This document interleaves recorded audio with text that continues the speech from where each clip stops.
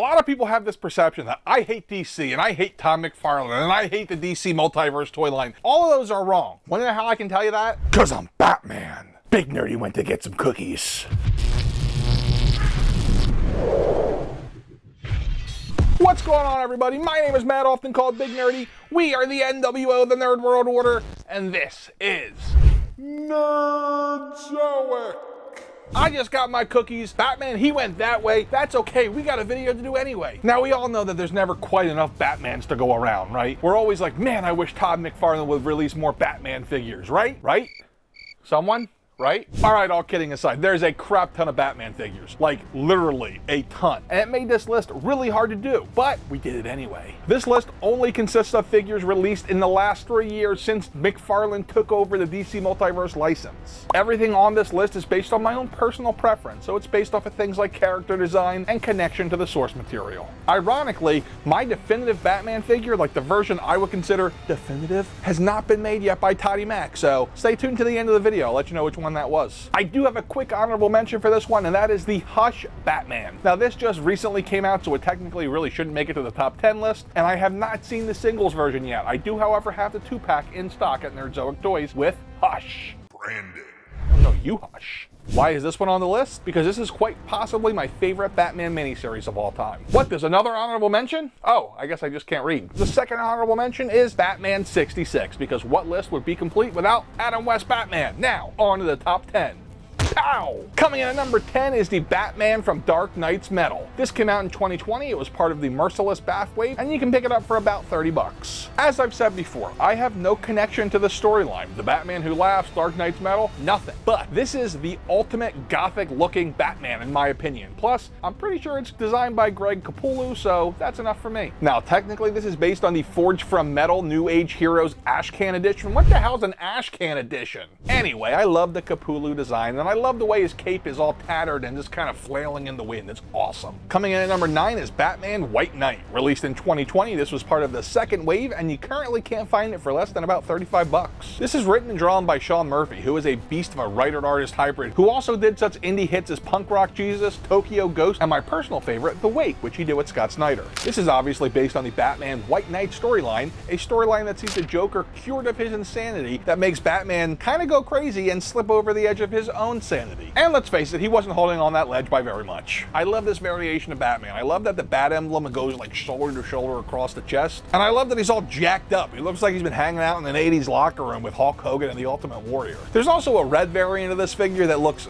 terrible, so don't get them confused. That one's not on the list. Coming in at number 8 is Batman from Detective Comics number 1000. This came out in 2020 as part of the first wave, and there's actually 2 versions. There's the classic black and gray version, and then there's a blue version. You can pick up the gray version for about 25 bucks, but the blue version is going to cost you almost 45. When I picture Batman, it's this. Big black and gray with a big emblem and a yellow belt. Like, this is like the modern Batman in my head. I also love that it's available in a blue variant. As a guy who only buys football jerseys that are throwback versions, I gotta say I really enjoy the throwback Batman here. Coming in at number 7 is Batman Rebirth. This just came out in 2022, and you can actually pick it up for $19.99 at the Nerdzoic toy store. Shameless plug, but it's true. This is another one of my favorite Batman designs. I particularly love how they use the yellow and black to accent the dark gray suit. I also love how they managed to capture that dark facial stubble that you can only get from playboying all night long, followed by a deep, even later night of fighting crime.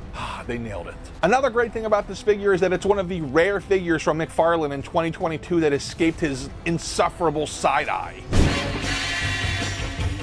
Coming at number 6 is the Batman Beyond Batman. This came out in 2021 as part of Wave 5, and you can get it anywhere between $25 and $30. Batman Beyond is set in the distant future where Bruce Wayne is just a crotchety old man, and he's passed the mantle of Batman on to 16-year-old Terry Guinness. I was 16 when this came out, and I was way too cool for Batman. I was all about the wrestling then, so I never actually watched this growing up, so I don't have any particular connection to this character or this incarnation, but I absolutely love the design. There's something about a red Batarang that just does it for me. In addition to the red Batarang, he also comes with some cool flame effects, so it's a pretty darn good figure overall. Coming in at number 5 is the Batman from the Three Jokers wave. This came out in 2021 and it's currently in stock at Nerdzoic for $19.99. I know it's shameless, but it's right over here. This is based on the Batman from the Three Jokers storyline that's written by Jeff Johns and is essentially the successor, at least spiritually, to the Killing Joke Batman story that sees the Batgirl get messed up and Death of the Family storyline that sees Jason Todd get messed up. So a lot of messed up Joker stories. In this storyline, Batman, the Red Hood, and Batgirl actually find out that the Joker has been 3 people all along. There's the criminal, the clown, and I think the comedian? Maybe I'm getting Watchmen in my head, I don't know. Much like the Detective Comics version of Batman, this is a pretty definitive old school looking Batman. He's got the big yellow emblem, he's got the yellow belt, I just love it. He just oozes nostalgia, you feel it?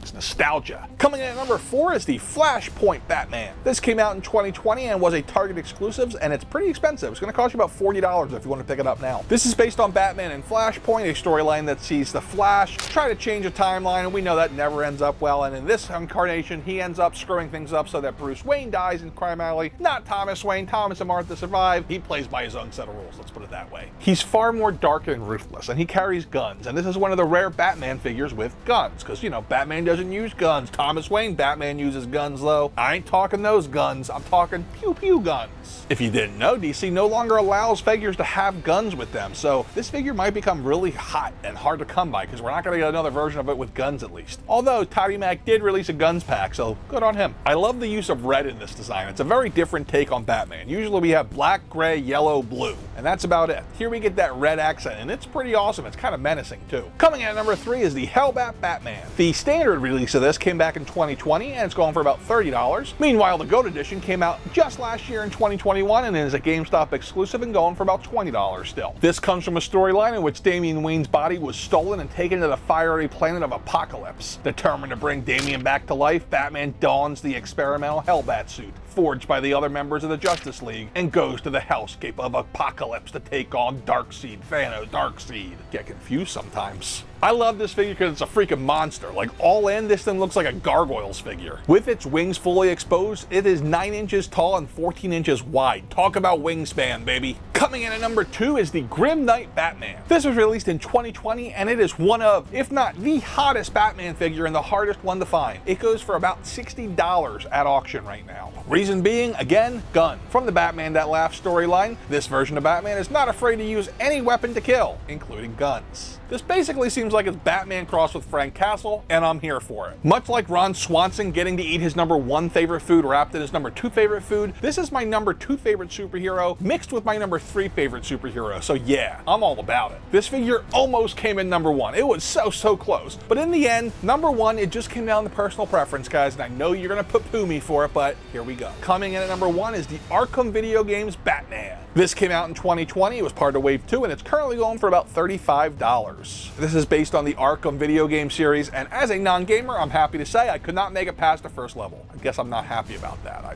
just have to say it. I love the pointy ears, I love the gothic nature of this. This is the only Batman that I have in my collection. That's how good of a figure I think it is, folks. It is my Batman. There is a figure that could displace it though. As I kind of teased at the beginning of this episode, what would be my definitive Batman? Batman 89. That's exactly what I need. I need a Michael Keaton Batman, Toddy. Can you make it happen? There are some pretty expensive figures on this countdown, especially that Grim Knight and that Thomas Wayne. But where do they compare in the most expensive DC Multiverse figures? To find out, check out this video here, where I count down the most expensive DC Multiverse figures. Till next time, remember, you gotta get old, but you don't have to grow up. Just be cool and stay nerdy.